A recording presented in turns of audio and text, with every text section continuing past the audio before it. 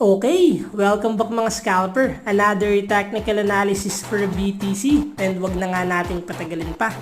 Daily time frame is isang malaking green candle and above average din yung volume. Sobrang lakas ng buying pressure. Bakit natin nasabi yesterday? Since kung makikita nyo, palaki ng palaki yung volume natin. And silipin na natin yung possible scenario sa lower time frame. So yesterday, yung technical analysis natin, forming ascending triangle. If magkakaroon siya ng breakout to create another higher high, is possible umakyat ulit yung BTC. So yung nakikita natin, meron na tayong doji candle and above average yung volume. First sign ng selling pressure. And meron tayong inverted pin bar na above average din yung volume. Silipin natin sa 1 hour time frame para mas malinaw. So meron na tayong mga malalaking red candle and meron na tayong inverted pin bar.